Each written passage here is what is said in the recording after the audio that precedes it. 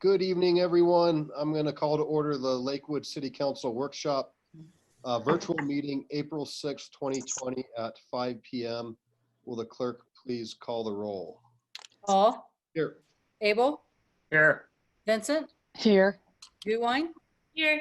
Vita, Here. Skilly, Here. Springsteen, Here. Franks, Here. Johnson, Here. LeBure, Here. Harrison. You have a quorum. Great. All right. So I just want to welcome everybody and just thank you for everything that you've been doing and all the hard work.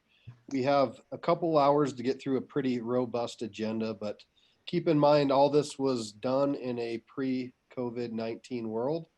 And so we're going to do a check-in, and obviously a lot of things have changed, and that's going to probably direct our conversation as we go forward. So with that, I'm going to turn it over to our fabulous facilitator, Miss Heather Bergman, and she's going to take us from here. Great, thanks, Adam. As Adam said, I am going to mute you all, not because I don't think you're fabulous, just to minimize the amount of background noise. You will be able to unmute yourself when you want to jump in. I would love it if you would raise your hand so I know that you want to jump in. You should be able to do that at the bottom of your participants box. If you don't have that open, at the bottom of your black screen, it says participants. You can click on that and you should be able to see everybody who's on the call. If that's not your jam and you want to jump in and you just want to go like this, that's totally fine too. Whatever works for you works for me. We have 2 hours at most tonight, but we would love to break around 6:30 to make sure that you all have time to rest and prepare for your actual council meeting. So with the next 90-ish minutes, we have 3 things to talk about. As the mayor said, thing one, we do need to follow up on our planning session. Kathy is going to catch us up on all of the progress on the priorities that you identified at that time. You received from Kathy a document that Adam set out, sort of a dashboard update, which we can chat about here in a minute. The next thing we're going to talk about is this question of, excuse me, of me choking to death.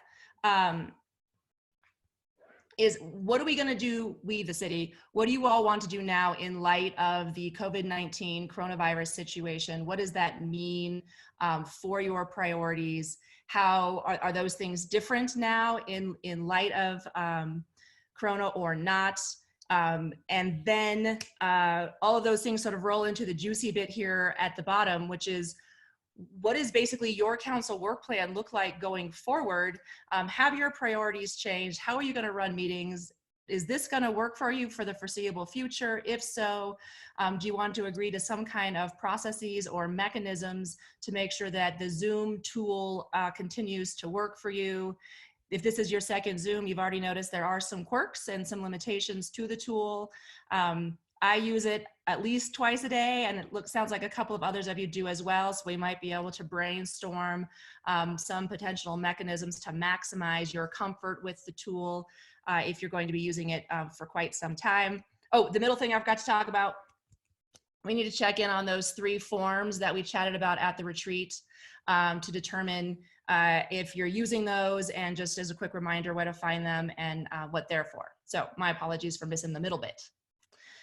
So with that, Kathy, would love to check in with you. You and staff have been working on things related to council's priorities.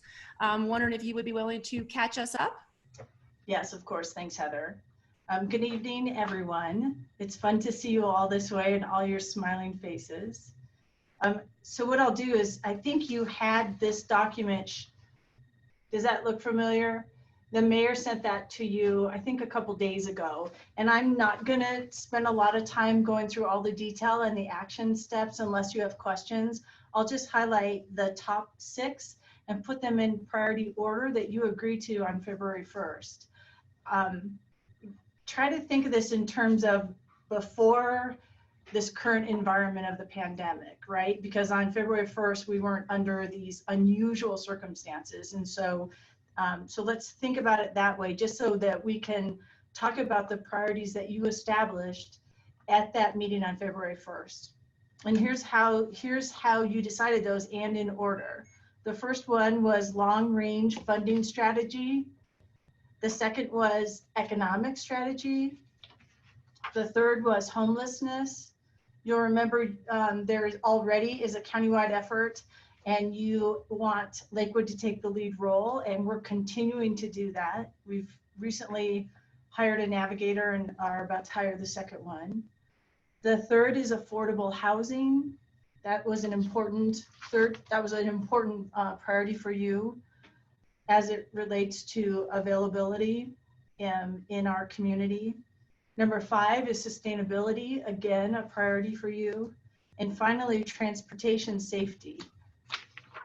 The transportation safety was a pretty broad conversation around pedestrian safety, bicycle safety. We also talked about senior rides and transportation that is offered through the Lakewood Rides program. So those were your top 6 that you decided on February 1st. You also asked for these additional assignments that you gave to staff to follow up on, and I'd like to do that just really briefly. The first one was the tours. Do you remember you each got a survey with some options for some tours that, if we have the time and if we're not under constraints of social distancing and congregation rules, once those are all lifted, here's what you decided. You ranked Head Start centers as a tour that you would like to see first. The Park Maintenance Center was your second tour. Third was Clements Community Center. And fourth was Bear Creek Lake Park. That'd be a nice tour on a nice weather day. We also talked about joint meetings with elected officials outside of the city of Lakewood, and here's how you ranked those. Your first priority was having a joint meeting with the Jefferson County Commissioners. Your second was a joint meeting with the West Metro Fire Board. Your third was with the city of Wheat Ridge. And your fourth was with the Jeffco School Board. So Okay. that's, sorry? Kathy, we have a question from Charlie. Hold on, Charlie, let me unmute you. Is this document online for the public to review if they're watching us? The tours, no, as a result of the No, survey, the document that Adam sent Friday, the one that you're referring to? you know, I think that was just used internally, but we can certainly post that outward facing. The email that you wrote to City Council, is that what you're referring to? The attachment. Yes, Sure. yes. When we're referring to a document like that, I think we ought to have it online. Mhm. As soon as council is good with it, we'll also have it put up on the dashboard website and updated on a regular basis. Okay, We didn't but want to post it up there without council seeing it first. we saw it online. We saw it when Adam sent it to us, but just for further reference and later meetings, anytime we discuss a document, I think we should have it online. 2 weeks ago, we had the emergency declaration in front of us, but it wasn't online in front of the public. So just saying. Thank you. I see a fair number of council members nodding along. Could you give me a visual nod or a thumbs up if you agree that you should be posting these documents? All right, I see a good majority of council there. I do have the option of sharing my screen so it can be on the webinar. Would you like me to do that now? If possible, we like to see your face too, though.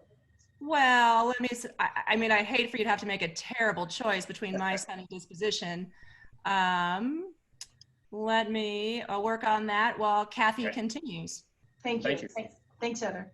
Yep. Okay, so that was the outcome of the tour survey. Then we talked about the water in Lakewood panel, and that has been scheduled again for June 15th. Whether we'll be able to do it then or not is yet to be seen, but it's tentatively scheduled for June 15th. You asked us to do that. You asked for quarterly updates on the building permits issued by category, and we decided that that would be something that I would report out at the executive reports during a regular meeting. You also asked about vaping And we're waiting for information from the state level, and that will be forwarded to City Council as that becomes available once they're back in session. And finally, the issue of minimum wage and the thought that that could be implemented in the city of Lakewood. You agreed that this would be a white paper that would be distributed to all of you. And that will happen. In fact, we'll get that out sometime this week, probably by Wednesday. So those are the one-offs assignments that you asked us to do. And I also just reviewed that City Council dashboard goal. I just went through just the topics that it looks like Heather's showing right now. All I did was the headliner. I didn't go into the action steps. Once this is approved, as Ben said, this will be posted on the website. And with that, I'm happy to take any questions you might have, but that concludes the update. Purposefully making this brief, recognizing that we've got some other pretty urgent issues to discuss this evening. But I'm happy to take whatever questions you might have. Thanks, Kathy. Ramey's Sure. got a question. Go ahead, Ramey. Oh, thank you. You know, number one, I can't get the dashboard goals off my screen. That's because I'm sharing my screen.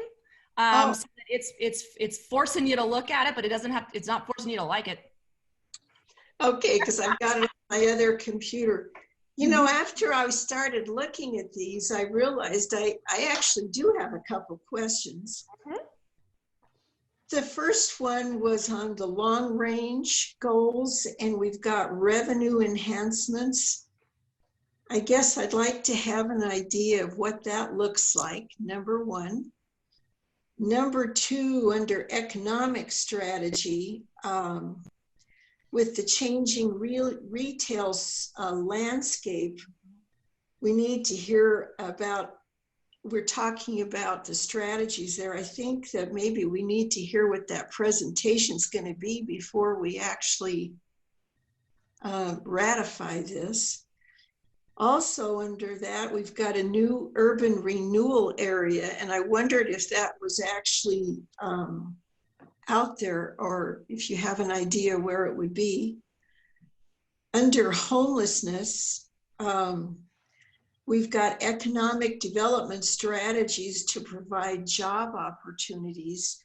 Do we have any idea how that's going to look? If that's something the city's doing, or we're pushing out somehow to an agency, or just what? Under affordable housing, it's talking about the existing codes to understand the applicability of tiny homes. And actually, I think that this is something that the community needs to weigh in on. And the reason I'm saying that is that the single hauler trash issue was in the sustainability document, and it gives it credibility, if you will. Once the language is here, it's kind of codified that we're going to go forward with that. And I think some of us, all of us, really ought to consider pushing this out into our wards to get input on that. Okay. Under sustainability, we've got a joint slash facility. Has that been identified, and who would we be sharing it with, that kind of thing? And last, under transportation, the senior facilities, or independence for the senior facilities,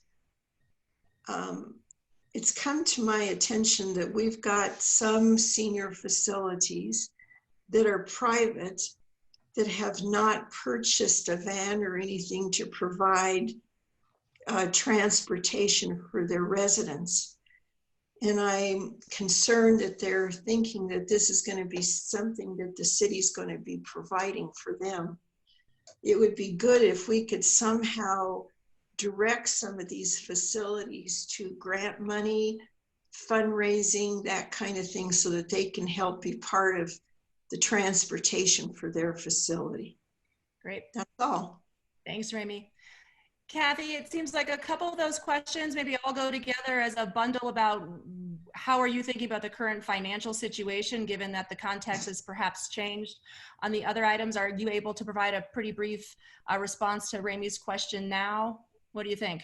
I would just answer that in real broad terms, that all of these 6 topics with the details that are the action steps within, those are all the very beginning of a broad conversation that need to go to City Council. So when it comes to revenue enhancements, that came up during your smaller team work that you did. And I think the thought was that the Budget and Audit Committee would look at that first and really examine, do a deep dive, for example, on what some potential revenue ideas might be.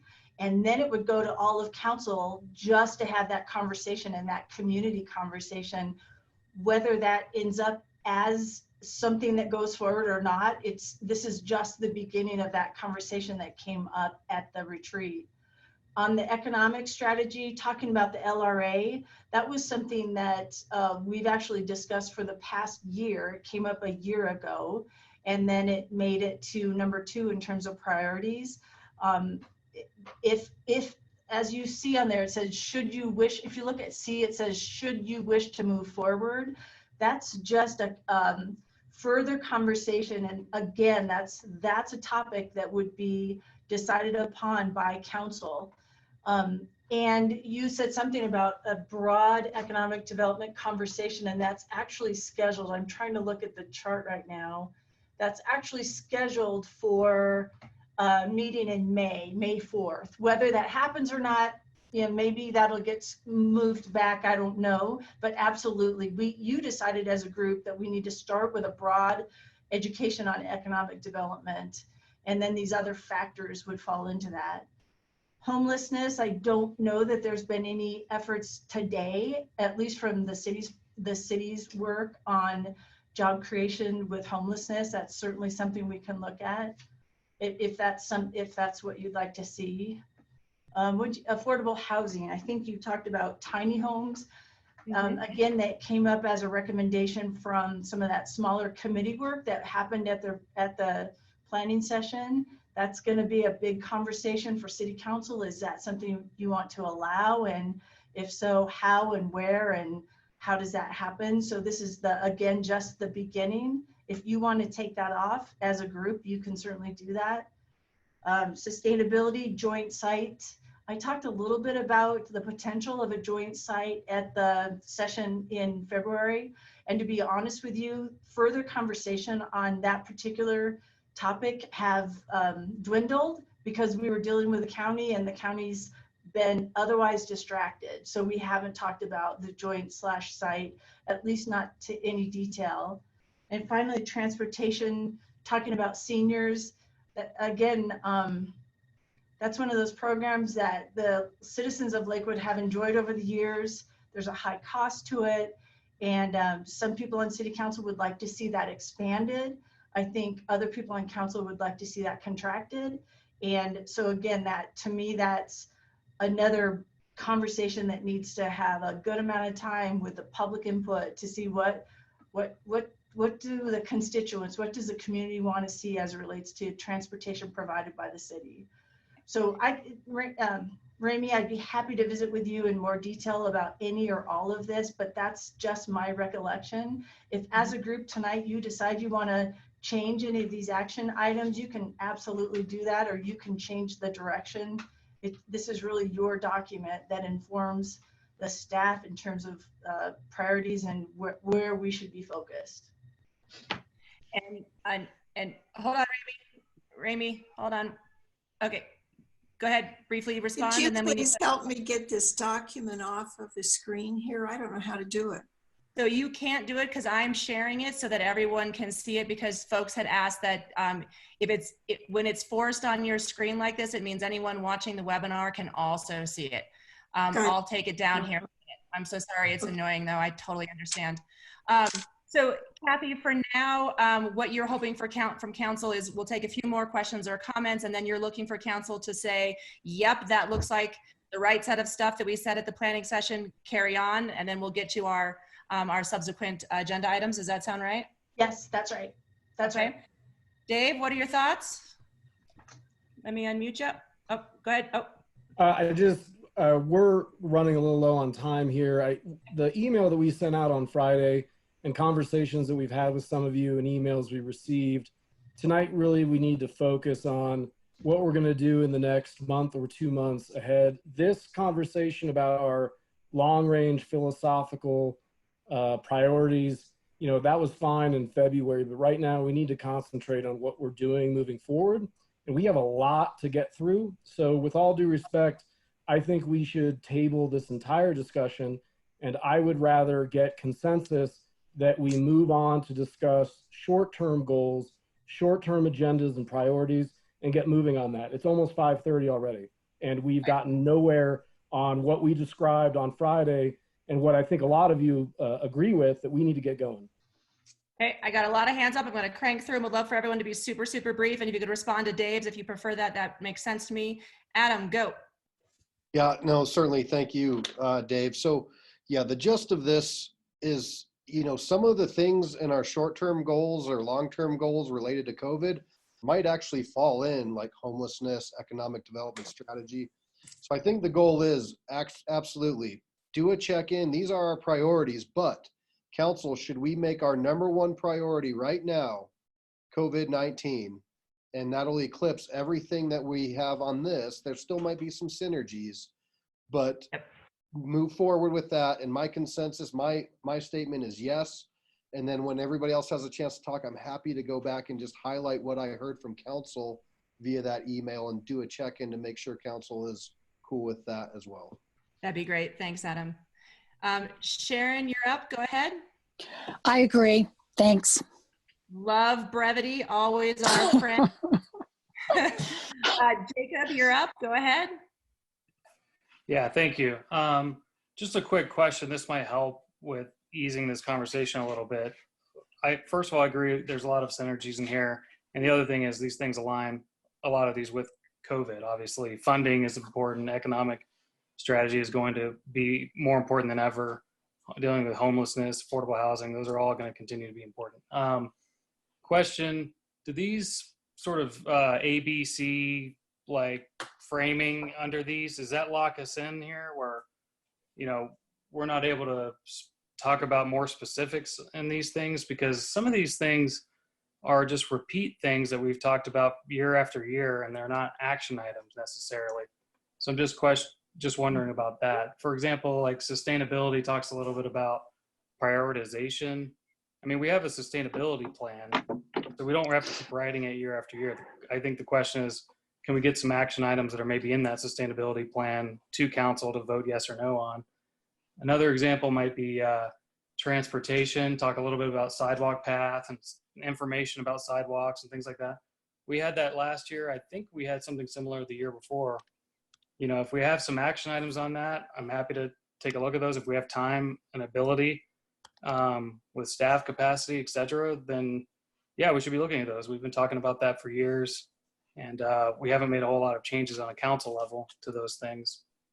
So I guess my question is do we need to wordsmith this right now? And if not, then I'm fine with, let's just move on and let's focus specifically on the initial or the immediate COVID stuff that we need to talk about. Okay. But at the end of the day, too, I think this is an important document, and this is these are all priorities for the city, and they're going to continue to be, COVID or not. So okay. I don't know if anybody can answer that. I can. Kathy, do you consider this to be general direction and not a exclusive list of things? How do you understand this list? Absolutely. This is just the broad level. When you dig, am I muted? Nope, you're good. Oh, Carry on. sorry. Sorry. So Okay. when you actually use the dashboard, you'll be able to dig into the actual objectives under each of these. We didn't provide all that detail. It's still being built out, but you'll be able to see that. And this is your work. So as this comes in front of you with these topics, you're the one that gets to help form this and to shape it into what you want to see. So this is just still kind of high level. Staff put this together to help give some action work for us to be able to focus on. Well, I Appreciate that. I'm saying that because, like, for example, affordable housing, we've all talked about inclusionary zoning, and we talked about it at the planning session. And then in here, the main provision is kind of tiny homes, and then kind of some broader statements about working to encourage affordable housing. But like a serious action item might be things like inclusionary zoning. So I just want to see if that's able to be in here later, because we might have a serious issue with that where, you know, we might be able to get some wins if we do that kind of zoning. Anyway, thanks. Okay. And just to Dave's earlier point, and maybe a little bit yours, Jacob, as you go forward with COVID response, some of your thinking on many of these items might change, or they might still be priorities, but how they show up as action items for staff and for council might change in light of the current condition. Charlie, why don't you hop in if you would? Oh, wait, hold on. Wait. And the mayor, there is you're just good. so Go. much. I'm sorry. You're good. Good. Okay, there is just so much we don't know. Mm-hmm. So much developing that we have to take it a day at a time. And I think our priorities should be COVID. If inclusionary zoning is way down the line, we need to take care of the immediate problems, see where we stand. A lot of things are going to have to do with the economic picture as we come out of this thing. So I just think that we don't have enough data right now to do anything but the day by day handling of the emergency. Can I say something? Am I muted again? Nope, you're good. Go ahead. You know, I agree with you, Charlie. It was awkward trying to figure out how do we do this follow-up of your planning session, since frankly the world has changed since February 1. So we just wanted to get this memorialized and to show you what those action steps are, make sure we're at least kind of on the same planet as it relates to that. And then I think all of our attention has been on COVID-19, but that doesn't mean some of these don't maybe translate over to the next year. So there is some good work that you did on February 1st and that staff has filled in that we just didn't want to lose. So we're kind of in this weird place where the world has changed since February 1. I just want to make that point. I had one more thing to say. Am I still on? Yep, go ahead. We have limited staff resources, and they are way too busy right now dealing with the everyday emergencies we have. They can't look down the line to how we accommodate a zoning philosophy or where we need to put in the next park. We need to let staff deal with the main focus right now and not bother them with other things. Great, thanks, Charlie. And I think that was sort of Dave's point. So let's get through the hands that are up and then circle back, and you might all be on the same page here. I'd like to go to Mike and then Dana, and then Adam, I'll circle back to you. Mike, go ahead. Thank you. I agree with the mayor. COVID-19 is top priority. It goes to the top of the list. Everything else moves down one. There's no reason to change our list. I think it's still good. It's just that our priorities have changed a little bit. But I think in terms of our relative priorities, they are the same. Also, I just want to note number 1 and 2 of our list both involve finances and economic strategy. Those were our 2 top priorities. And now with COVID, they become even more critical. So keep that in mind. That's all. It seems like you knew more in February than perhaps we were aware at the time of what was going to be super important coming forward. Yep. Dana, go ahead. Oh, wait, hold on. Are you unmuting? Okay, go. Thank you.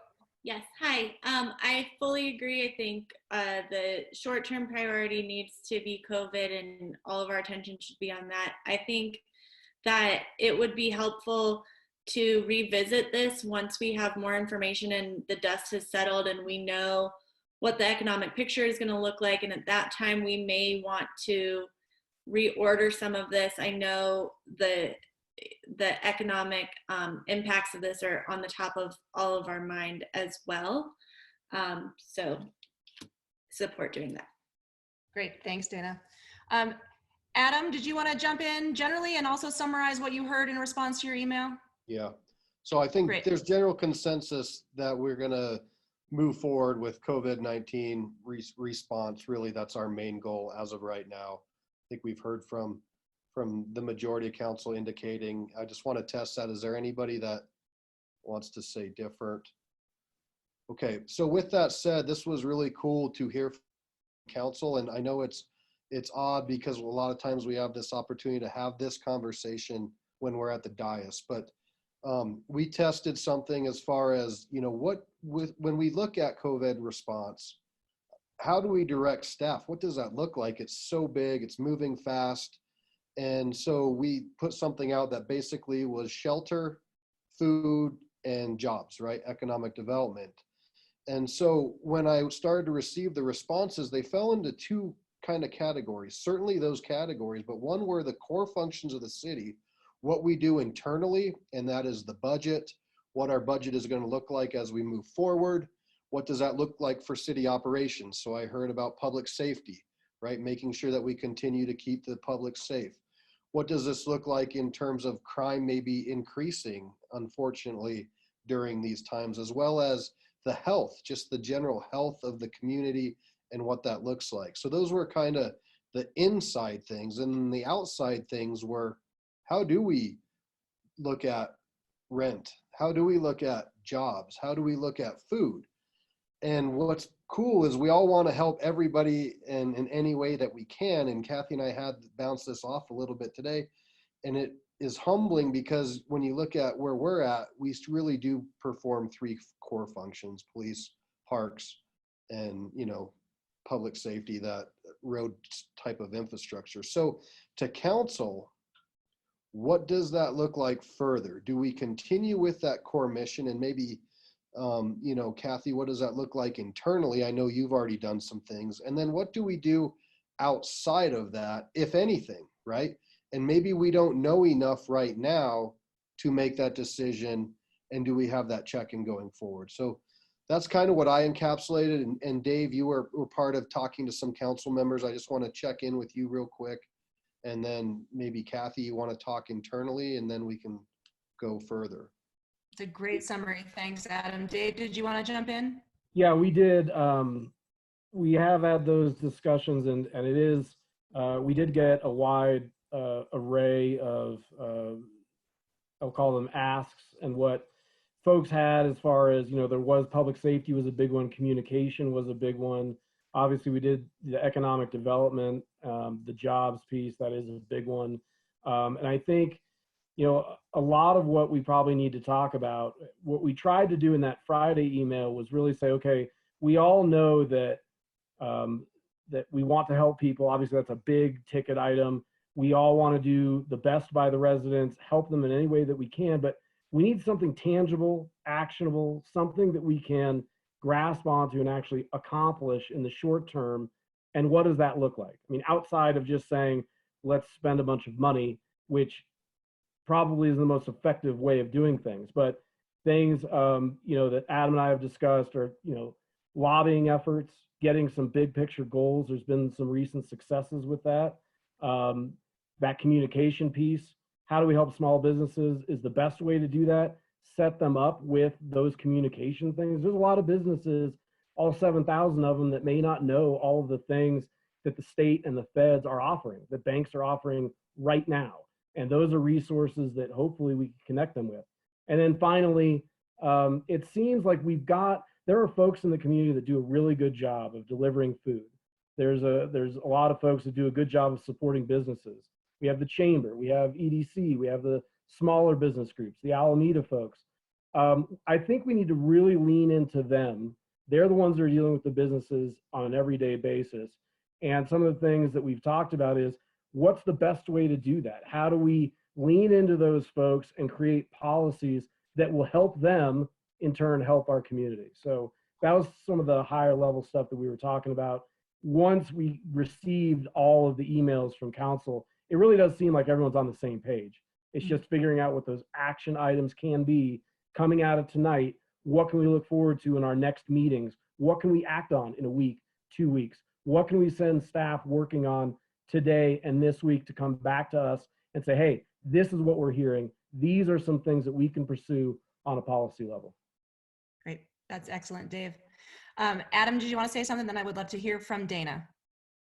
And I would just gonna say, and you're all aware, 7,000 businesses, right? When you look at, say we have, let's just say we had 30 million in our reserves, rough give or take, right? What can our role be to really be effective to help 7,000 businesses, right? And should that be our role, you know, and are the state and the federal government much better suited for that? So that was just a line of thinking when I started doing the math on helping businesses, right? How do you get through that? What does that look like? And so I'd love to hear from council. And just on the internal piece, I think it's important to hear from Kathy too. Mm-hmm. Great. And Kathy, I'll come back to you, but I do want to hear, Dana, your thoughts, if you would. You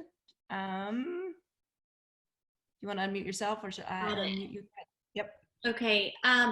Yeah, so thank you for the work that went into this ahead of time. I agree with the core main goals that you were kind of just discussing outside of our core functions. I think we all agree public safety has to be number one, and ensuring that our agents have everything they need to remain safe right now.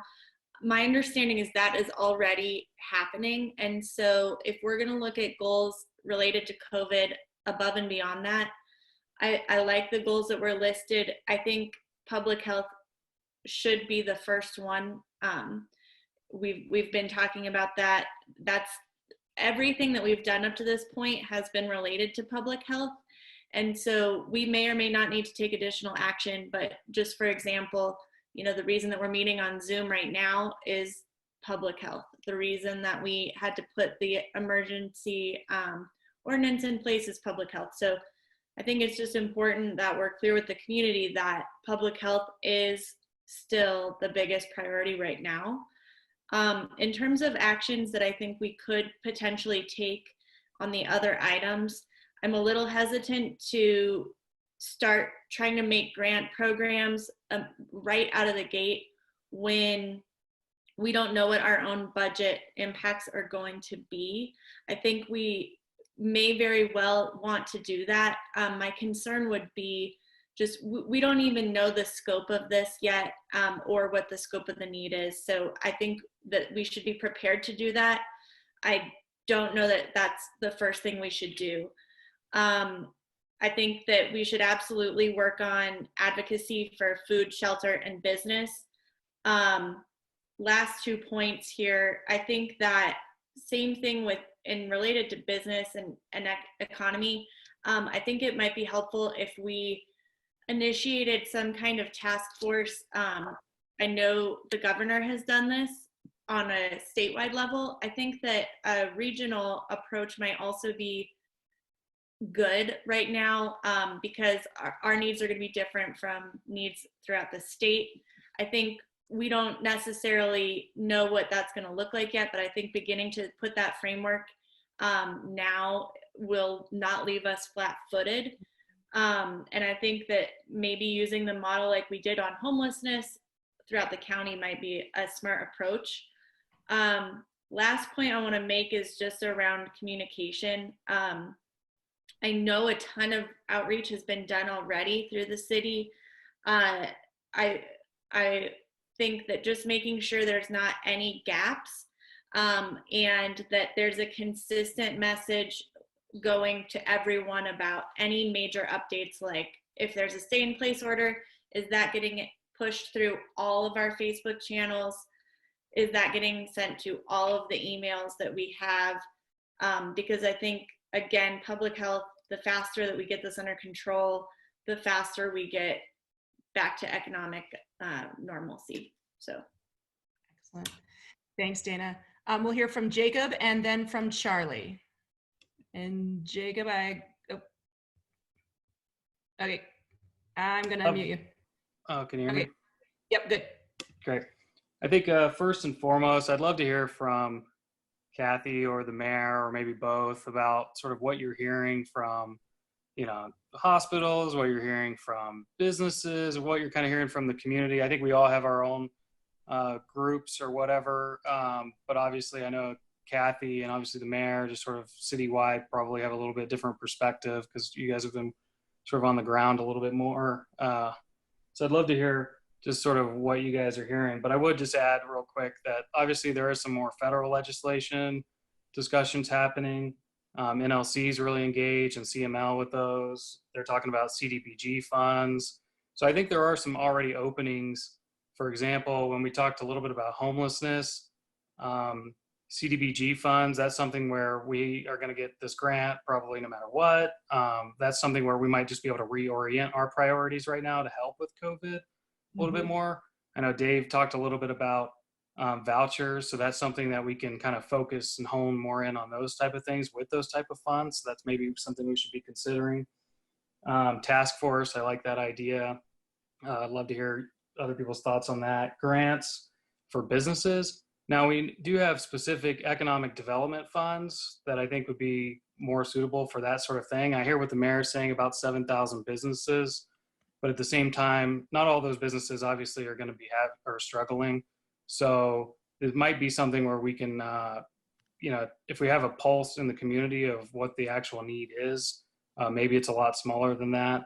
And maybe there's something we can do to sort of bridge the gap if they're right now seeking federal, bridge loans and all that kind of stuff. We don't know how long the feds are going to take to write a check. So there might be something in the short term where we can be of some assistance with helping other groups get some sort of money out. And I would like to know more about Kathy's thoughts on economic development funds, particularly because that's obviously different than our reserve, and that's different than our general fund that's specifically geared towards business. So I'm just curious if you think there's a role to play with that, or if you see that as an emergency stopgap, perhaps, if things go really bad. So I know that was a lot, but hopefully if you need any clarity, let me know. Right. First things first, Adam, did you want to give an update on CDBG funds? Yeah, I'll just say we got notice today that we'll get $533,000 in additional funds. I think are roughly almost $1 million. That just came out today, so I know the staff needs to go through that and see what parameters that encompasses. But that is a piece that just came in today. That's all I have. And then, Kathy, Jacob had a couple of questions for you. Maybe if you want to start at the beginning related to what are you hearing in terms of community thoughts, concerns, hospital feedback, et cetera. And then on the economic development piece, if you would. I'm happy to, thank you. First, can I say Sharon popped off and she needs to pop back on? Can we control that? Jonathan, that sounds like it's something probably that you can do. I don't see a request, but carry on, we'll work on it. Okay. Behind. She just texted me and said somehow she fell off. So just wanted to attend to that. So what I'd like to do is just take a moment and talk about some of the financial concerns that we're experiencing. I know that's at the front of minds to a lot of people, certainly if you're responsible for managing a city. And all of a sudden, we have a couple of big retail engines that are closed. Remember, the Mills is closed, Belmar's closed, restaurants, et cetera. So that equates to a pretty big hit to us. Over a week ago, I implemented a hiring freeze just to be safe. We don't know what those numbers are. I can give you some round figures of what it looks like our loss is going to be. When you don't know the duration of this crisis and this pandemic, all of the cities are in this odd position where we don't know what the full extent of the concern is going to be. Remember, about 6 months ago, we were concerned about our revenues trailing pretty flat. So we went through a complete exercise with every department head. I met with each one individually, and we put together a list of where those reductions would be. So we've been operating, thankfully, we've been operating from a position of cautiousness. And because of that, today, not counting police agents, we have 49 positions unfilled. The positions aren't necessarily going away, but they just don't have authorization to be refilled. The whole idea is to understand that we're entering into some pretty uncharted territory as it relates to our budget. And in an organization where you really care about the culture, it's much better to hold a position and not rehire than it is to do to cut, to do, I thought Sharon just popped in, sorry. So it's easier to hold positions unfilled than it is to fire, let people go. Of course, this doesn't include agents because agents are held separately and they also have to go through this long runway of training before they are activated and able to get on the street. So these are the non-agent folks. So we do have a hiring freeze underway. And hi, Sharon. And we have green, yellow, red in terms of classifications for, I'll show you, it's kind of funny.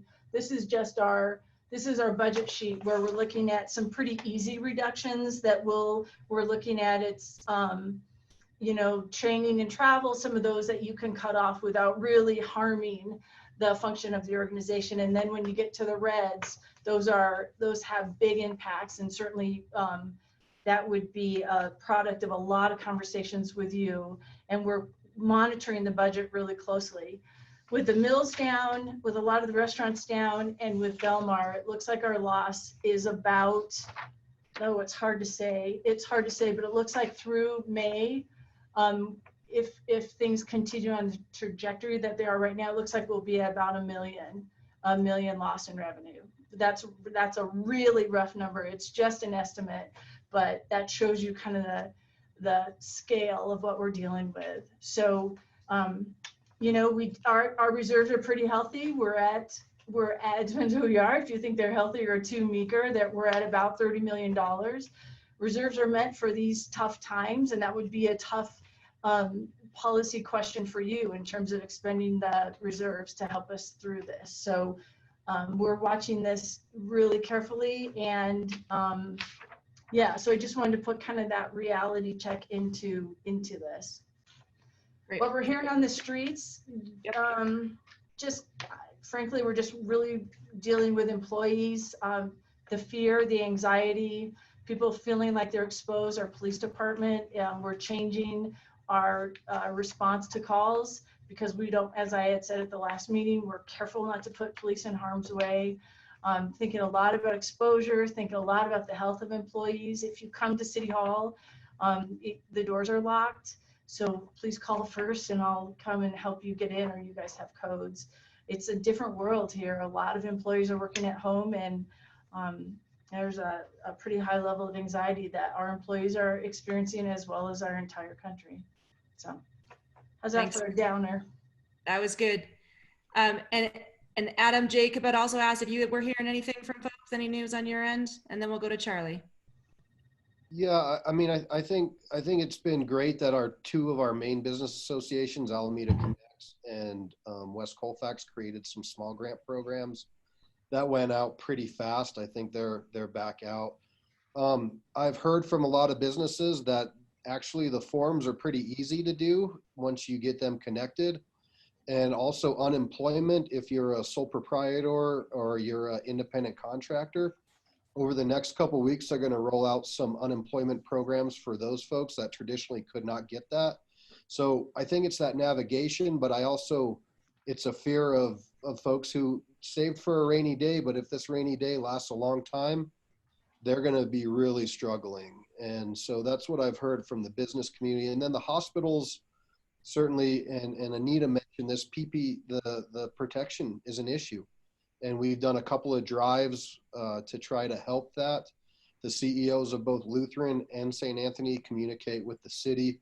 They feel like they're equipped for what's about to come, but without the proper equipment, that is a concern. And so we've elevated that to the governor, and the governor's trying to procure what he can in the form of the PPE for the folks that are working there. Great. Thanks, Adam. All right, Charlie, I've unmuted you. Go ahead. What are your thoughts on this? I believe, I'll back up Dana, what she had to say. We need to get all of the stakeholders and get in touch with them and find out and let them determine the need. Our businesses know the need better than we do about what businesses need. We also need to stop the hemorrhaging first and foremost. I don't want people dying on the streets. So we need to look at those kind of issues. What is the worst immediate effect and attack that. In the meantime, let's start looking at making contact with our stakeholder groups, and as soon as possible, put together an action plan based on what they consider their needs to be and what our ability to support those needs might be. But And- triage is what we need. And I think Kathy should feel free to reassign staff as needed to any one particular task or form task forces within staff to address the issues. They know business better than we do, and they know the community and the resources out there much better as well. So I agree with Dave also, whatever's in place that we can use for a resource, let's work through those groups that are the most familiar with the tasks we need to perform. Thanks, Charlie. I see that Dave and Adam want to jump in, and then I would love to hear Anita and Barb and Rami and Sharon on all of you in terms of any of these specific action items related to COVID that are or are not resonating with you. While you're gathering your thoughts, I'll hear from Dave. I agree with Charlie and what Dana and others have said about getting those stakeholders together. I know that Adam and I have talked about, there's a handful of folks right away that you could go to, whether it's just our local leaders of the local chamber, get Tom and some other people involved, get them together right away and say, hey, what are you guys hearing? What can the city do for you? What is it? What can our role be in that? Outside of giving money, which, to Adam's point, if you have 7,000 businesses, even if 1,000 of them were to request a grant, to give them each $100 is what? $100,000. That's not, I think, the best use of our money. I think a better use would be, I think I had proposed, or I mentioned to all of you, that our community grant program, which does those things, as Charlie was mentioning, which is supplies the food. Those are folks that do that professionally. They are out there in the field.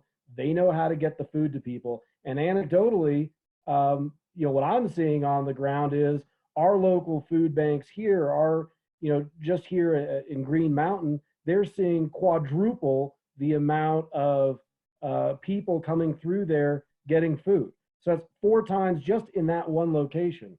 And there are multiple locations around the city. And so one immediate thing we can do that I think does make a direct difference in helping people is increasing that funding that we can get to them, whether it's Action Center and all the other folks that we have on that list. They have been vetted by the city already. That's an easy win, something that we can see a real difference in a decision that we could make would help actually feed people if we just do that increase. But other than that, I do agree with what Dana and Charlie had said about getting those stakeholders together. I think that's another quick win that we could do. Just get them on the phone, send them a quick email, say, hey, we need to get you guys together, get you guys on a Zoom meeting and see what we can do. And then the next time we all meet, Adam or whoever can report back and say, hey, this is what we heard from the business community. Here's some proposals. Excellent. Thanks, Dave. Adam, go ahead, and then I'll go to Anita. Okay. I agree with everything that's been said. And I see kind of right now like 4 categories. One is we have the power to lobby, right? We're going to have to continue to use our collective force to lobby the state and the Fed, especially for localized dollars. So I think that's one thing that we can do immediately if council says, let's continue to do that. The second part, Dave did allude to our grant program. And so we already have those requests in place. If there's an ask tonight for Kathy to go back and look at what's in place, what are those asks, and could we potentially do a second round that said, hey, council, we want our nonprofits that are specifically doing things for COVID-19 to reapply for the second round. That could be an easy way. The third would be the economic development piece. Kathy could have Robert get on the horn with the folks in the community and start to work on what that looks like, really reaching out to the experts. And then the last is our communication piece as a city to push out everything we can, the best we can. If you're not on social media and you want to, sometimes you'll see these little social media kits like with the census that are really easy and help you push stuff out. That could be a good way for council to continue to push things out as well. So those are kind of 4 things that I think we could maybe look at some direction, and I'll shut up. Great, thanks, Adam. Anita, how about you? Am I on? Okay. I don't know if I'm muted or not sometimes. So what I had suggested earlier when the mayor was asking for ideas was, I said that really health is at the root of the issue, so that we should discuss how to bolster health and the needs of our health responders and facilities. And then, in that regard, how do we compete with other states and counties to obtain the needed equipment, PPEs, and other support that we need? Do we need to be lobbying for that in some way? And having just been to Washington, D.C., I can see that the pieces of the pie are spread around a lot when you're talking about federal and state, what is available at those levels. And so to a certain degree, we're the front lines. We are what the people in the community have to turn to first in terms of these very real world problems they're having. And the fact is, we can't depend on the state and the feds in a lot of respects. And so, I don't know, I'm just trying to think of certain issues like food distribution, for instance. We're going to have a lot of difficulties in that regard. I was at the store yesterday, there were no bananas. So how can we at the local level address that, for instance? I'm thinking in terms of maybe city gardens, things that we can do that maybe were considered part of sustainability before to bolster our own local food supply. Another point that I had made to the mayor is that we even in these rough times, we have to protect our democracy. And so how do we continue to protect the public health while respecting the Constitution and our rights, and providing checks and balances, preventing overreach by government? And this includes participation by the public in our meetings, avoiding open meetings violations, avoiding illegal voting. These may not seem like they're priorities, but if we let the fear take over, we can lose a lot. And so I think we need to discuss how to put those checks and balances in place. And the final thing I had said to the mayor was in terms of crime, because what kind of stood out to me was that just a few blocks from me, there was a carjacking yesterday. And I think beyond just the health issues, what concerns me is more the long-term economic repercussions of what we're facing right now. And so, if you get increased poverty, increased homelessness, even panic, looting, those type of things, how do we deal with that, especially with the limitations we have budget-wise and with our staff, and still maintain those checks and balances as well? So these are all very important questions and big scale questions that we have to deal with, but I think it's good to just kind of identify them like we are here today.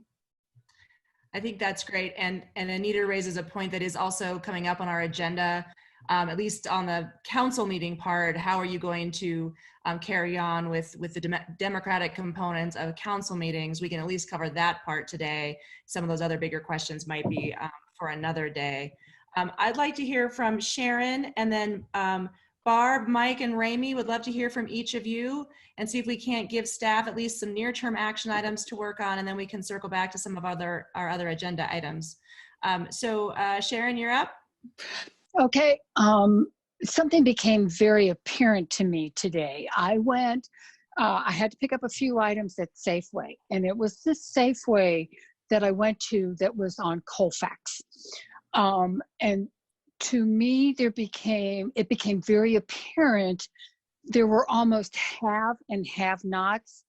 In other words, I had people getting off the bus. I had homeless people out there. I had people who were hiding and I think trying to get a grip on something. But what I noticed there was not so much the food thing, but the actual safety. We've talked about health. They had no bandanas even. They had nothing to help protect them or the other, and a lot of them were not practicing the social distancing either. So I don't know if we can use some of those food this is a very tangible for me, some of those food distribution places to also maybe even hand out bandanas or something like that. I don't think it has to be a formal mask. I know I probably have about, due to a business we used to have, probably about 250 I can donate. I mean, I would personally love to take them up to some place like the Action Center, but I think we need to get those out to people too. That's a very vulnerable population. And if we can coordinate some of those things, I think it will be work worth doing. Great, thank you. Sharon. Barb, how about you? What are you thinking about specific actions for staff at this time? Well, first I wanted to thank everybody else. I think there's been a really good synergies around. Obviously, we want to get the stakeholders together, our business community, our nonprofits, and really understand where those core needs are. I want to really commend, though, also the city staff for keeping our lakewood.org/order and lakewood.org/virus pages update, and want to make sure the public's aware that you can go to them. There's tons of great information continually being updated, and you can subscribe and you'll be notified when the page has been updated. Maybe it doesn't tell you specifically what's been updated, but certainly that's a key point. I really also want council for us to be kind of thinking about ways we can engage our public, the community. We're seeing such amazing generosity on Facebook and on Nextdoor, and we may want to look at possibly council with some of our funds saying maybe we're going to do a matching challenge out there.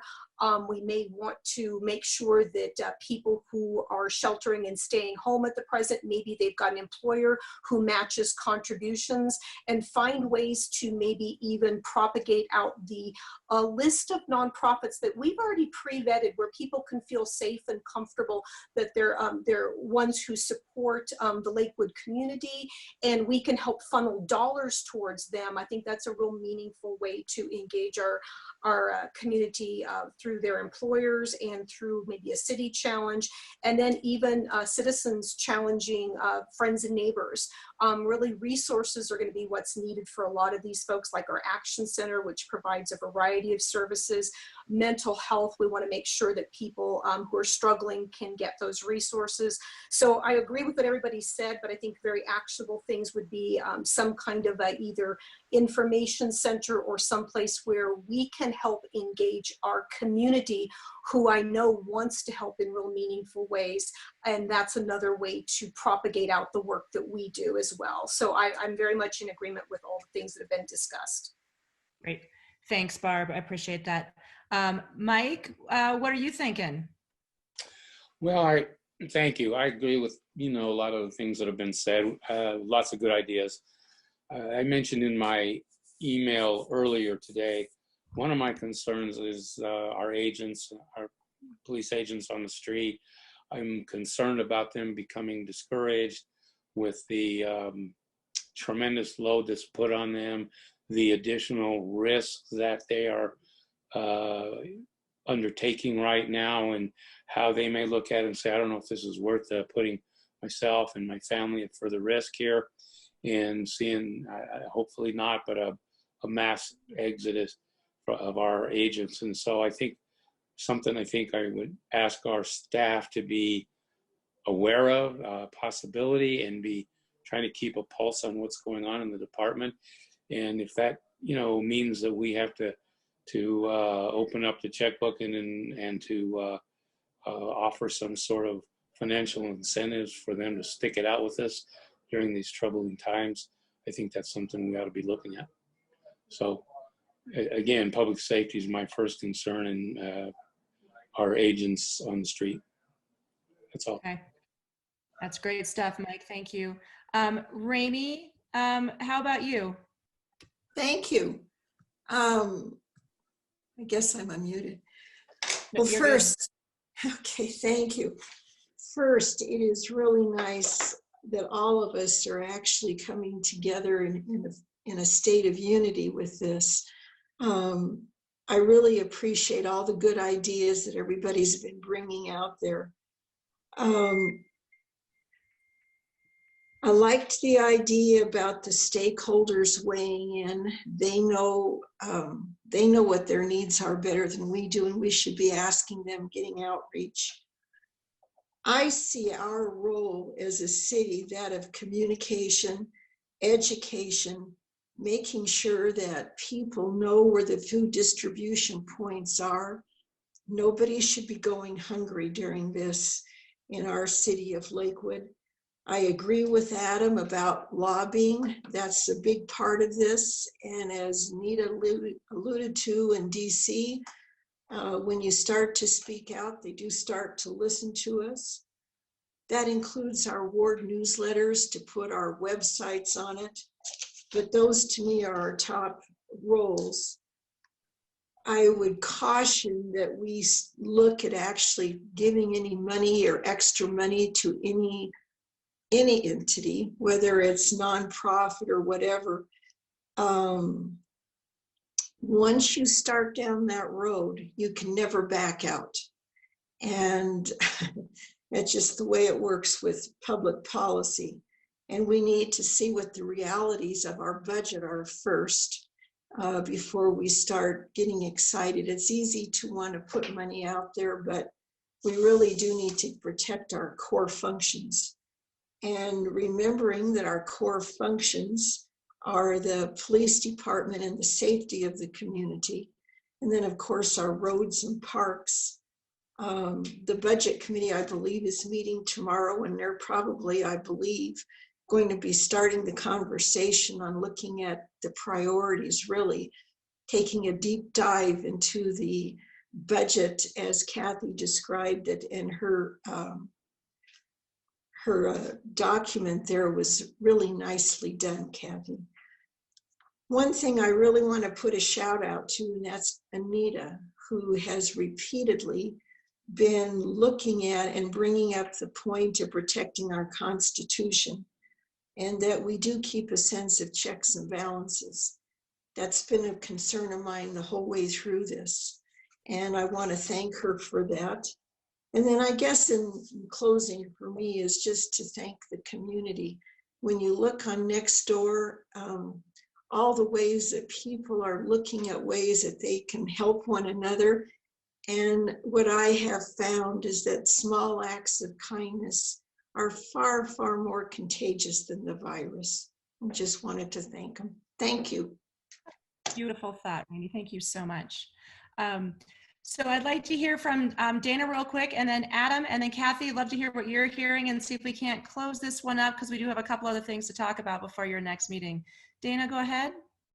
Thank you. I actually wanted to ask Kathy about the possibilities of expanding our grants and being able to offer some funding to the Action Center to help meet this need right now. Is that something that we could realistically do while still maintaining all of our core functions? Yeah, thank you. So it's really a decision that you would make, and that's about thinking about reserves. You are muted by host. Can you hear me? Yeah, sorry, I pushed the wrong button. You're good. Okay, that's okay. I can tell you that the charitable giving program is underway, This is a time of the year where people apply, and I believe on April 14th, via a Zoom meeting, the committee will be examining and looking at how to allocate the $100,000 that we have budgeted for the charitable giving program. So these people, these nonprofits, as you know, they have to go through a list of criteria, and they have to meet the criteria, and they apply for money. This year, our the total request is $203,000, and the committee has budgeted $100,000. These applicants are people that you're or agencies and nonprofits that you're very familiar with, and I'll say a few. Senior Resource Center, Benefits in Action, Sprout City Farms, Boys and Girls Club, the Library, Lakewood Arts Council, Family Tree, Ralston House, 40 West, Brothers Redevelopment, Eaton Senior, Outdoor Lab, Action Center. So we already have a list, again, that amounts to $203,000 in requests, and we're budgeted at $100,000. This program, I believe, is about 5 years old. Is that right? That Mary started. And it's got pretty good criteria that's holding up pretty firmly. So that might be a nice structure from which to start. If you want to increase that, that's your prerogative, and handle that as you want. But this is imminent. The review happens again on April 14th.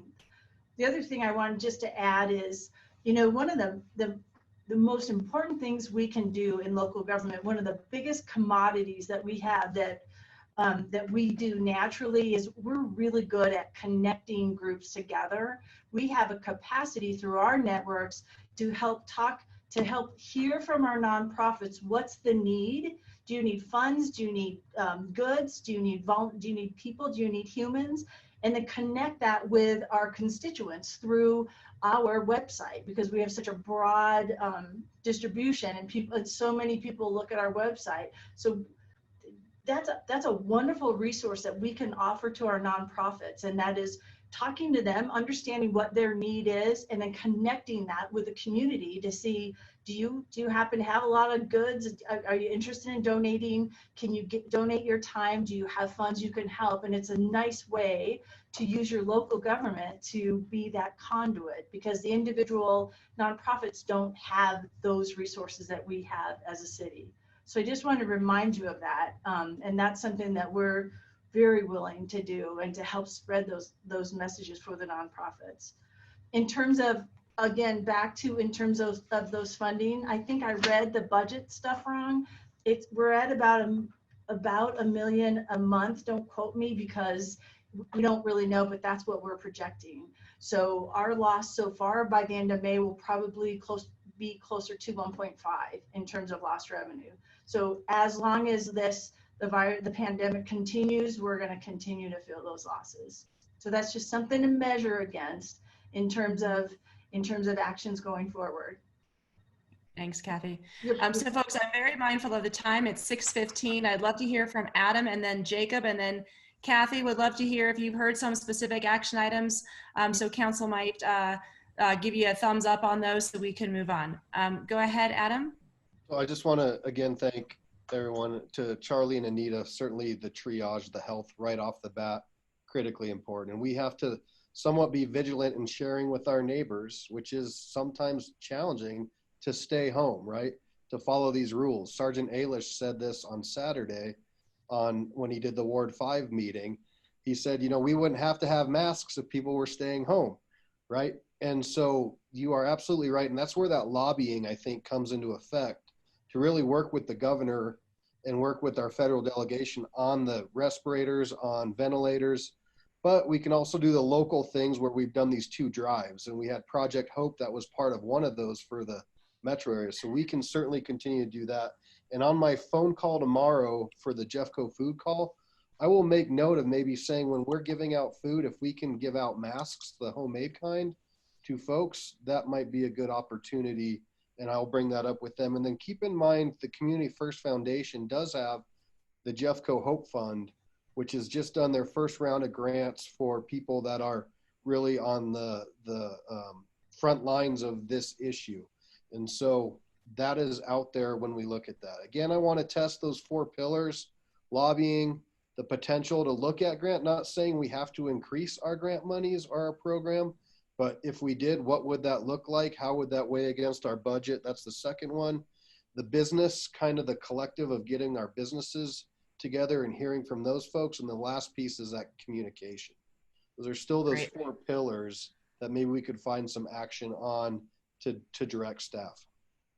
That's great, Adam. And I'm going to come back and I'll test council's comfort with those. And there was some additional suggestions from other members of council as well. Jacob, last thought before I see if Kathy has anything to add before I pull you on where we are. Yeah, I just want to echo what Adam said, and I liked his 4 pillars summary that he did earlier, but I wanted to also echo the lobbying thing. NLC is talking about direct funding to cities under population 500,000, which is not happening. Currently, it's all the money's been going to the state, and then they allocate it the way they decide to allocate it. But they're talking about lobbying for direct funding to cities as a backfill measure, and I think we should really get on that and help out with that lobbying effort. So maybe we can get some sort of organization around that at some point. But I also just wanted to jump back to a little bit what Dana was saying about funding grants, programs, that sort of thing. And this is a little bit more specific, but Kathy, what role do you think we could, economic development fund could play? I know we've had millions of dollars sitting there for a long time. I'm wondering, do you see any role where that might be able to help out in the community in some way, that fund particularly?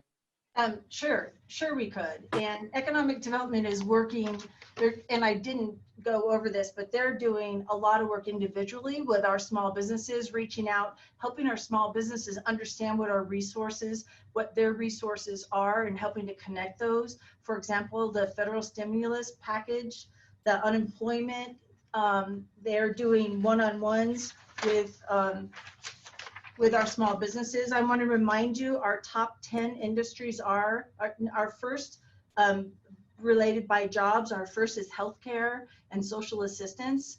That's where we have the most employment, the most jobs at 13,000. And then number 2 is retail trade. So who was hit really hard by this virus? Retail trade. The 3rd is public administration. The 4th is administration and support and waste management and remediation services. 5th is professional, scientific, and technical services. And then food services, another one that's been hit really hard. Construction, finance, and insurance, and so on. So those are our top jobs. We also are looking at what other cities are doing in terms of support to small businesses. As I think was noted earlier, with 7,000 small businesses, there's some risk there. If we were able to give them grants for the amount of money that might make a dent in their processes, that would be a whole big ticket for us, and you'd really need to think about that. That would certainly eclipse the economic development budget. So I think we should continue to work with them, to work with our small businesses, and do what we can to make those connections. If you can think of other ways that we can help support small businesses, we're happy to do that. It might be good to have Robert here. He's done this for a lot of years, and to talk about some of the efforts that he's undertaken, and so that could help you think about what else we can do. Okay. Kathy, did you have anything to add to the 4 pillars that Adam identified before I check to see if council wants you to go ahead and work on those right away? Yeah, I like those. I like the whole idea of the communication and streamlining. I think there's some other things that we can do. And there's some communication experts on city council, so please feel free to reach out, and when you see something that we can do better, help us, tell me, what can we do? What are we missing? When you're living in it, sometimes you miss the obvious. So if you see something we can do, or if there's some inconsistencies, please reach out and let me know, or go through Ben, who's responsible for communications. I love the idea of getting a stakeholder group together. I think that's really smart. I think if we do it countywide too, we can do it citywide, but I think when we are able to open the doors again, we should think about a big promotion that says, we're open for business. Come and be together again as a city. I think there's some really exciting kind of efforts that we can do, which would be real uplifting and positive once the virus is behind us. Certainly not until then. I need some direction on the charitable giving. I heard that some people think be really careful about expanding that and increasing that budget. Remember, it's at 100,000 right now. Do you want us to expand it, or do you want to hang tight where we are and keep it at 100,000? So I need that direction because the 11 of you represent very differing opinions on that. And yeah, and the lobbying I think is really smart. I think that's really smart. Take advantage of the power that each of you have as elected officials of a big Colorado city. Okay. Friends, it's 6:22. I got a lot of hands that went up in response to Kathy's question. So if you could each address the question and be ever so brief, that would be fantastic. Dave, you're up. So just to address that one issue, as I said earlier, I think we need to do, I think the best way to do it would be the second round. So we'll do the first round. We have that meeting 14th. And then I think we should, for those folks that are going to do COVID related activities, whether it's Action Center, those are the boots on the ground, directly helping people, we should do another round of funding. And I'm going to ask for as much money as we can get to do that. We're at 100,000 now. It should be at least double that, if not more. But I think we'll take it one step at a time and at least agree that there should be a second round of funding for those COVID specific activities. Thanks, Dave. Barb, you're up. I wanted to echo that. I think that basically having a round two, whatever that number council determines is appropriate, but I think we're going to need that. I think if we couple that with a really good solid outreach through one of our pages where we can connect people to giving as well, I think if we take a two-pronged approach, like I mentioned earlier, where we're encouraging people to give through their employers, or we're encouraging them to give directly, but connecting them so they don't have to wonder about who services the Lakewood community and who doesn't. I think that's a good two-pronged approach. Great. Thanks, Barb. Sharon, you're up. No, I disagreed with everybody. After listening to the list of those people who have submitted applications, I know some of them automatically would not be in serving those COVID-19 issues right now. So I agree, focusing on that, and then perhaps a second round. Okay, great. Dana? I love this second round and focusing on the COVID related. I just want to say too, I think this is different in my mind than looking at the small business grants, which I think could come from the task force and the stakeholders and all of that, because a relatively smaller amount of money could have a tremendous impact on talking about people that don't have enough money to buy food. And whereas our business grant, I think it's going to be a longer term conversation because as you all mentioned, we just don't have enough money to split the pie and make a meaningful difference. So I think this is an opportunity to make a meaningful difference. Okay, thank you. Charlie, you're up. I agree with the second round. I would like to, for when we attack that second round, that we find a way to put in a provision that the money is intended for services, not salaries. Okay, excellent. Mike, you're up. I'm opposed to increasing our charitable giving at this time. I think we need to hold the line for many of the reasons stated. We don't know where we're at financially. And I would say that perhaps one thing, they might want to take another look at the priorities that they have with the funds that they do have. They may want to, given our situation, they may want to reprioritize those. But I do not want to increase the charitable giving at this time. Okay. Charlie, you're up. Me? Yep. I just said what I wanted to say. Oh, sorry. I unmuted the wrong person. I'm just crazy I'm about you right always now. willing to talk, though, if you want to give me another 20 No, minutes. cool, man. Thanks for offering, though. Raimi, Okay. how about you? Thank you. Thank you. I appreciate this chance. I I support what Barb was saying regarding encouraging donations from people who can do that at this point. And Sharon, I also understand when the list was read for the charitable giving that there are some that really would not fit in with the priorities of COVID-19 right now. I absolutely support Mike, however. I would just caution you all that once you expand a program, there is never backing out of it. And we really need to be looking at our budget first and looking to see what our revenues are, what our priorities are. Now is not the time to be expanding until we have a chance to really look thoroughly through that budget. I would not support expanding charitable giving at this point. Thank you. Great. Thank you. Anyone else want to speak to that point? I don't see any. Kathy, when I count noses, I count a majority of council interested in having you consider that second round with an aggressive maybe communication push, but it also does sound like a couple voices for really checking that against the budget. And as you have more information about the budget and finances, perhaps you could report back to council on the potential budgetary impacts of that. Does that sound right? Yeah, that does. So are we saying we're going to build that program? We're going to alter it a little bit for the second round, and we're looking at the same level at $100,000, the same level.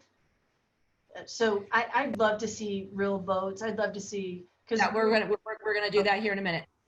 So Barb, did you need to say something before I get folks to raise their hands specifically on this? Go ahead. What I wanted to ask Kathy was, I mean, it seems to me that we can do, I keep hearing that once we put something in place, we can't undo it. This is a special circumstance, and it seems like that we could be very clear and concise in that this is for a one-time purpose. So can you speak to that? I want to make sure I'm not looking to permanently expand something, but I'm hearing from my community that's very concerned about the public safety aspect of when people are hungry, desperation happens. And so I'm very concerned that this is a very public safety issue for me as well as a compassionate issue, but I'm not looking to permanently change the program. So can you speak to that? Yeah, I sure can. So we would run the program as it's always been at the $100,000 level with the people who have applied to date. So the committee will have to vet that through. We've got 203 in requests, and they would have to vet that down to 100,000. Happens every year. And then there would be a separate program, a separate one-time offering, and the criteria. That's why Mary's here, because she's the master at this. The criteria would be different slightly, and it would still be probably serving Lakewood residents. They've been in business for this amount of time and so on, but it would be around your priorities based on the coronavirus outbreak. So it would be specific to that. It would be a one-time, and you're not increasing the original charitable giving. As I hear this, you're not increasing it. So that stays. There'd be an extra one that would go out as a one-time, and then that would go away. And next year, it would be back to the same program, $100,000 charitable giving, same thing.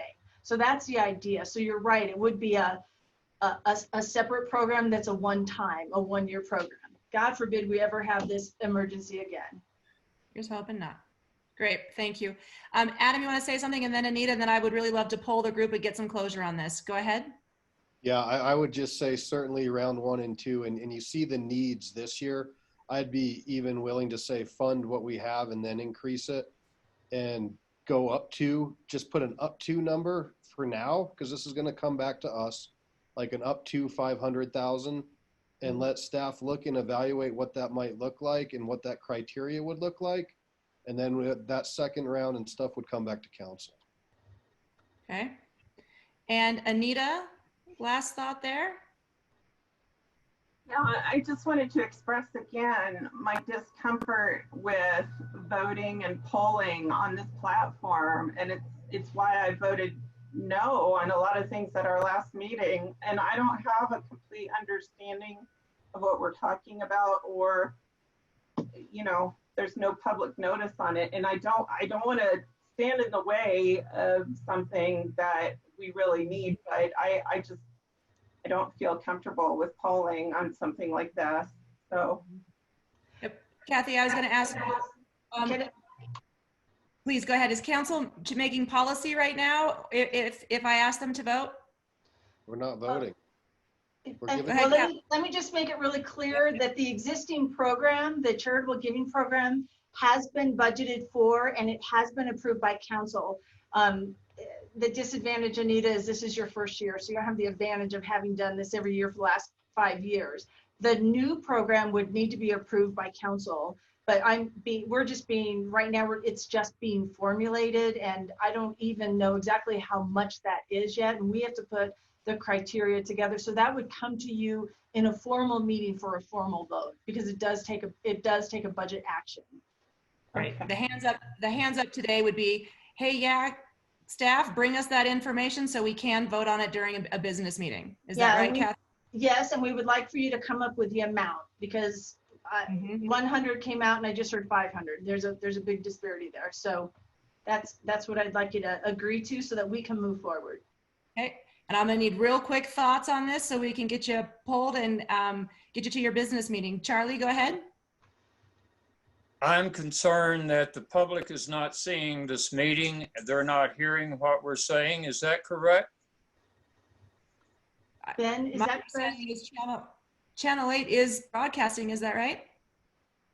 Ben, this is a Ben question. No, this meeting is not broadcast. This study session after this will be broadcast, though.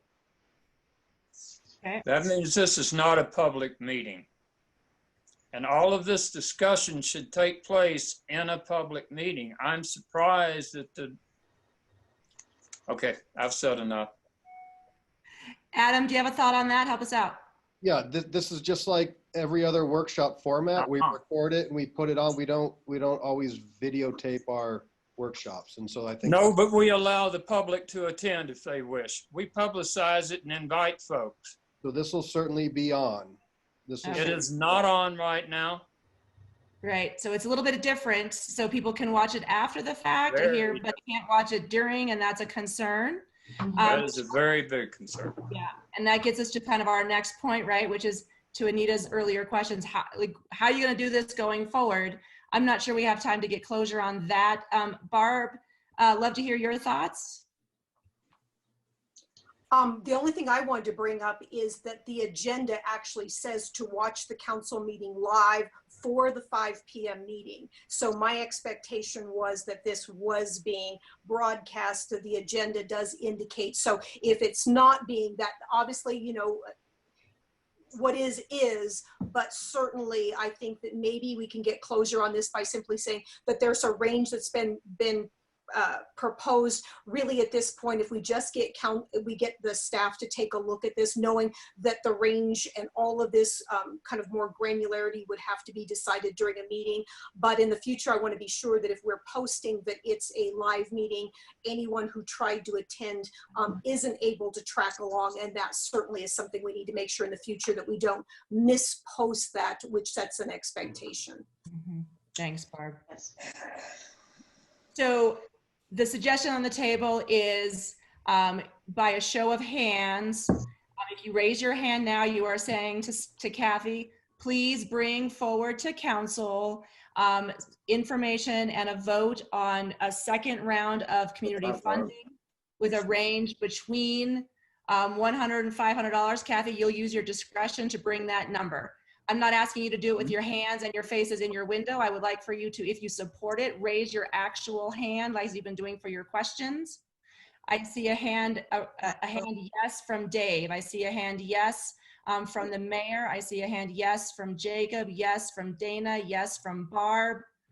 Are there any other members of council at this time who would like staff to bring that forward? Okay, Kathy, I don't have a majority of council. Sharon, I think Sharon, are you trying to say something?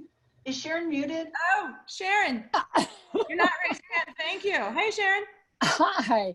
What are you Yeah, I am trying to get on there to raise my hand, yes, but this is not cooperating with me. And this is not a user error. Oh, But you are raising your hand. Okay, so if Sharon raises her hand, that does give the majority of council. So just to be clear, you have not voted to fund this. You have indicated, as you would during a study session, hey, staff, bring us this information back. So with that, it is now 6:37. You have a business meeting in 23 minutes. We have 2 items left to discuss. One is clarifying those very specific forms. I think that's a pretty quick thing. And then I think you have a bigger discussion that this whole thing just raised related to how you're going to have meetings going forward, how you're going to take votes, etc. Mr. Mayor, would you be inclined to have us do a quick run conversation about those 3 forms and then save time, maybe reschedule to have a really good conversation about democracy and virtual meetings? So I think we can get through it all. I think Barb's Okay. going to go fast, and I think that Kathy's going to need clear direction on the agenda. And then there's the thing about Zoom meetings, and Kathy has a great announcement for our next Zoom meeting. I think we'll be done. Okay, cool. Let's hear from Dana, and then Barb, I'm coming to you on forms. Dana, go. Scoot line. My hand was up from the other question. Okay, great. So you just didn't lower it. Great. So Barb, can I come to you? If your hand was up for something else, give us that. And then could you remind us of why we were doing those 3 forms and what their purpose was? Absolutely, and I didn't have another question. The hand was just still up from before. Wanted to remind council that during our annual planning session, we had introduced 3 new forms, and those forms were going to be piloted for the next year, and they include legislative priorities. So if you have a legislative priority for 2021 that you want to queue up, there's a form out there.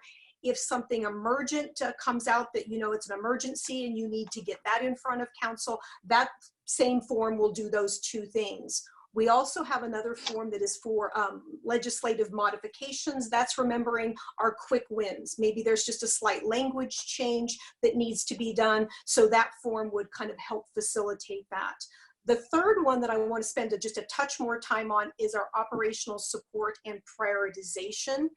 And that one, I just want to make sure that the examples we provide, I'm going to put a little bit more context around those, and then we'll certainly build out the website with this. But we had gave some examples like traffic calming reconsideration. And I want to make sure people know, counselors know that that's if the conditions have changed. We obviously have in place, and I want to say this for the public's benefit, we have traffic calming that is for like requesting police enforcement, requesting a permanent or a temporary speed sign, requesting a traffic study related to putting in a speed hump. A couple of those have actual resolutions associated with it, have a very specific details and criteria with those. But if there's a something that needs to be reconsidered because there's new information, that'd be a good example. Another one is, we said, example of for snow removal prioritization. I think it's important on that example for us to further clarify, we have a whole snow removal plan that includes priority 1, 2, and 3 streets. It talks through kind of how our residential streets are maintained. And for the public, I want them to know that our priority 1, 2, and 3 streets covers about 285 miles, so no small task. We also have 204 miles of residential streets that are not part of that priority route. So our citizens can go on to the website, and if they know like a cul-de-sac's a particular problem due to some unique event, they can fill out that form, or counselors can as well. It's important to note too that the state highways are maintained by CDOT. We don't take care of those.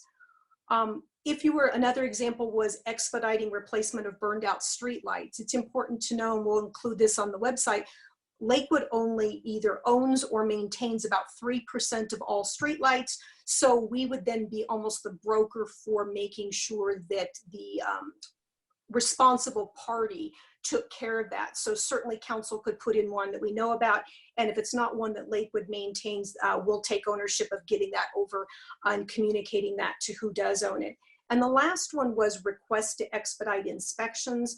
Wanted to make sure it's clear that there's already processes in place, very operationalized, This would be to request something that has a very unique circumstance associated with it. Same thing with problem property. So what we're going to do is on that third form, we're going to just put a little bit more informational texture to those examples so as not to set the wrong expectation that we're changing operational priorities. This is just a way to communicate to Kathy and Ms. Hodson about things that may need some unique attention. And then we can also point our community towards the website, which lets them self-help as well. So I think that's a really quick run through. I hope it's not too fast for folks. I'll put all this into email and propagate it out through BCC so everybody can see it. And thanks, Barb. So that's just to clarify for council that this is a reminder of something that you had already agreed to at the planning session, stressing that this was a pilot thing that you were going to try for 1 year, and then that you would discuss it at your upcoming planning session. And if you hate it, then you can do something else. And if you love it, you can carry on. But you did agree at that planning session to give this a run.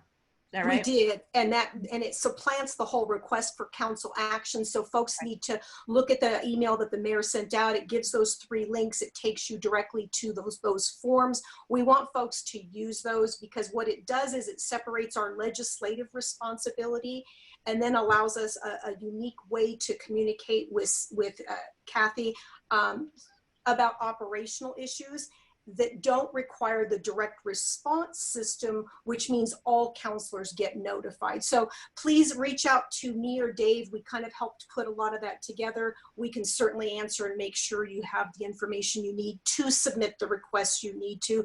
But I think that's as far as we need to go tonight. Great. So unless anyone has any burning concerns that need to be addressed right now, it sounds like carry on with that and follow up with Barb or Dave offline if you have any questions. Okay, all right. Mr. Mayor Pro Tem, we have a couple items here related to how meetings might be run going forward. First of all, we already kind of talked about the council priorities, so I feel like that first item has been addressed. Did you want to talk a little bit about modification to upcoming agendas and meetings? So I'll just say something real fast. The good news is staff's been working hard on, we're all trying to figure this out. It's a new world.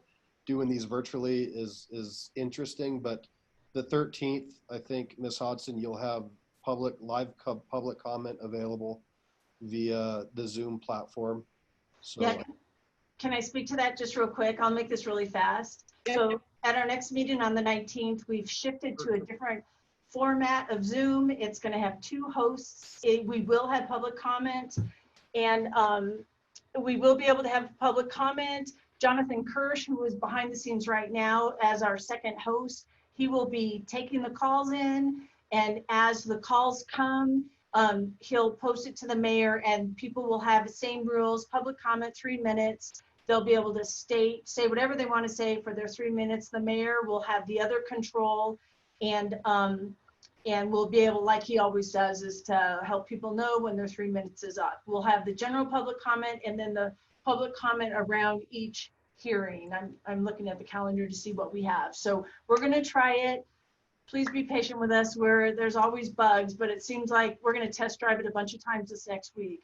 The other concern that we've heard, and we wanted to find a different way to do this, the voting that you do at a regular meeting, luckily this isn't a regular meeting, so it's not official voting, but the voting that you do at a regular meeting right now on the Zoom platform it's hidden.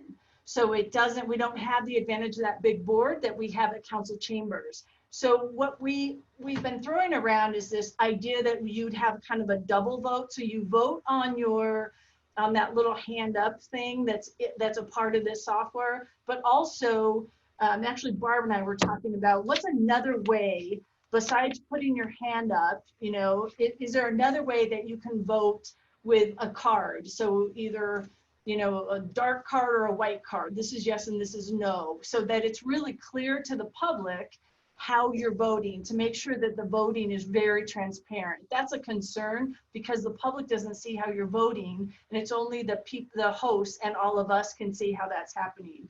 So if you're in agreement, we'll figure out a way to have two distinct things, a thumbs up or arrow up, or arrow down, or red and a blue, whatever, so that, and we'll send those to you by hard mail, just a card, and that you can, if you're in favor, you can do this as well as voting online. So it's a double, but the public can see how you're voting. It's very old school, I get that, but it's a way to kind of increase the transparency. Do you like that idea? Can we do that?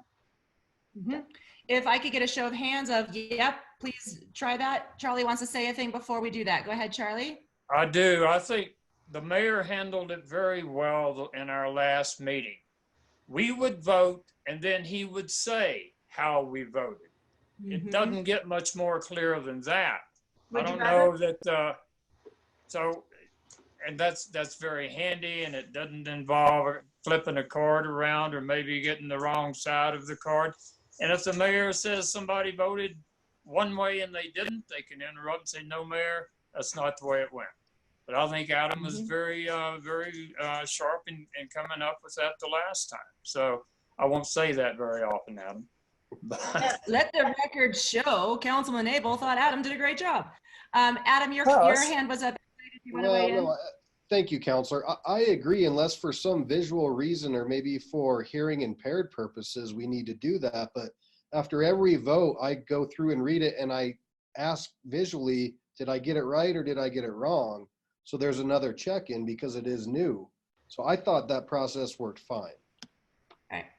I'd love to then, I'll just pull you two ways. The first question I have is, shall we carry on with the current approach where Adam, you all vote online with your hands and Adam calls out the vote? If you raise your hand now, it means carry on with Adam just calling out the vote, no cards. I see Adam's hand is up for that. Barb's hand is up for that. Dave's hand is up for that. Sharon's hand is up for that. Do any other members of council want to support that? Anita's hand is up for that. And Jacob's hand is up for that. And Dana's hand. So I think we're in good shape there. So carry on with that. As I see Mike also supports it. So as long as y'all leave your hands up there for a quick minute so someone can do the roll call like it sounds like Adam did and I have been doing, that sounds like that'll be great. Barb also supports that now. So I think we're in great shape there. I see, this is the problem because I was not voting just now. I was trying to speak. So this is the problem. So we need to have as many methods as we can to make sure we have the vote down. And last time, the problem I was having is that I would be muted and couldn't speak. And so I like Kathy's idea of having the cards as well. Anything we can do to provide more transparency. Okay, that's a great point. And there are a couple other tools that you could look into as well. Barb, what did you want to say? I wanted to say that you can see here that some of us had left our hands up from the previous one, and that's the problem. It has nothing to do with me thinking that anyone was doing anything. It just gives that other visual cue and make sure that somebody didn't accidentally leave their hand up from a previous one, because unless we're going to methodically then clear and lower all hands, unless we get into that really good cadence, which we could, I just wanted to say I have no belief that anyone did anything wrong. I agree with Charlie, but I think one more visual way, it just makes sure that the public can quickly see where folks are at as well. I guess my recommendation at this time might be that you do them both just to cover yourselves and be crystal clear. There's no harm in the extra card.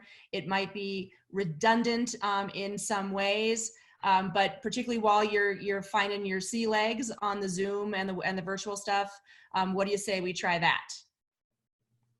Hands up right now means, yep, let's do them both, even if it's not perfect.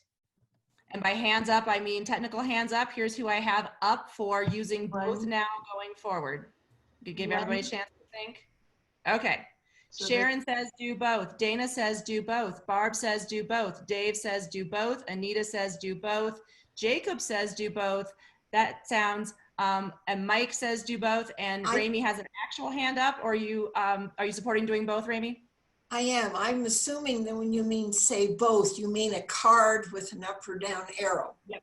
Yep, a Perfect. card and a hand. Yes. So perfect. So friends, let's call that one. I'm excited to see how that shakes out. Yeah, me too. The other thing that I was just checking in with Ben, that going forward, you do have the option of broadcasting these work sessions in addition to your business sessions, and you can do that and people can't participate. Just like Sam, as I said, is listening in, but she cannot participate. I just want to let you know that that's a thing, and Ben said that would be the plan going forward. Adam, Kathy, were there other items that we need to discuss related to meetings at this time in your next 8 minutes? I'm lowering all hands, everyone. I don't know if we'll be able to get through it, but Kathy does need some clear direction on the agenda, right? We've kind of changed our priorities, and some folks want to just focus on this. Some want to maybe look at other things. And so I don't know. I wish we could get that. I'm going to say maybe we can. I will let you know that some communities in Colorado are doing both. They're doing all kinds of things, continuing with business, and some are peeling it back. So it's really up to the council, but Kathy doesn't want to get in a spot where she was, you know, why did you pull that? Why didn't you? So is there any direction in 7 minutes that we could give her? And maybe we could take this up after general business in our study session as well tonight to continue the conversation. Maybe that's the best way to do it. That's great. Let's hear from Dave and then from Charlie and see where we are. Go ahead, Dave. Dave, hold on. Dave and I are aggressively I think that's a good idea. If we have an opportunity to actually talk about it at the study session, that would be great. If not, as I've indicated before, I think we need to move away from those philosophical, legislative, big ticket things that we have on the agenda that have been there for before this emergency happened, because we need to be focused, I believe, on that, but also the operation of the city. We do have things that we still need to do, and there's a distinction between those kind of the philosophical things, the big discussion things, whether it's 5G or something else. That's different than saying that we need to approve this to make sure that a light pole doesn't fall on somebody, because we still need to provide for the public safety. And so we need to empower Kathy to make sure that it's those things that come forward to us, but always with a focus on our short-term priorities that we started with at the top of this meeting. But yeah, we should carry on if we can at general business. Okay. Charlie, how about you? I agree with what Dave said. I also agree that we should continue this at general business. And I think it would be a good idea if we would recap what we discussed tonight without the public's availability, that we also have Adam do a quick run through on that during general business, or have Kathy do it. But I think we need to recap what we have done in private and apologize for it. Thank you. Dana, what are your thoughts? And then I'll go to Adam. I agree with the comments before, and if we can continue discussion, that's great. I also just want to quickly thank staff for ensuring that we can have public comment at the next meeting. I know that's been a really important topic. I really appreciate that we're going to be able to do that next time. Thank you. Excellent. All right, Adam, tell us what you're thinking, and we'll close it out. Yeah. So like in the memo, we're basically to our second readings right now, right? And so there'll be a report that will give council the opportunity on those second readings. Do we need to do this now? What if we don't? It can be voted up or down. So going forward, I think you're hearing really health, safety, welfare, or COVID type things that must get done should be on the agenda. Executive sessions are scheduled, and that's where I'm going to want council to weigh in too. I personally don't think this is a good format for executive sessions. And I would say if we have the opportunity to move those down the line, that should be considered as well. And Charlie, I was certainly planning on giving a recap. I think, again, because normally these workshops are done without, you know, I understand the public being here, but normally we record them and put them out just like the retreat. We didn't film live. I think that's where this came from, but we have that opportunity going forward. So Adam, it sounds like you will resume this conversation and get closure on it during at the end of your business meeting tonight. You will also give a recap of what we talked about at this time. And then you all have a meeting to start here in 3 minutes. Is that right? Yeah. All right. All right.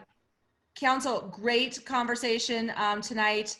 Thank you for allowing me to check in with you on our planning retreat. And thanks for just being so thoughtful for your community in advance of all the things that lie ahead. I know that everyone appreciates it. Barb, did you have one last thought before we jump to your business meeting? Please go ahead. Oh, wait. Yep. Oh. Okay. Sitting here for since 5 o'clock. Can we get a 5-minute break and then reconvene? And I'll just put my camera on stop video real quickly. Adam, is that cool? Well, just to clarify, are we coming back to this same meeting or do we have to check out and check back in? I'm gonna leave. Good. All right. Take 5 and come back to your meeting. Friends, I won't see you again tonight, so take care of Heather, yourselves. thank you for everything. You've been Thanks, awesome. Heather.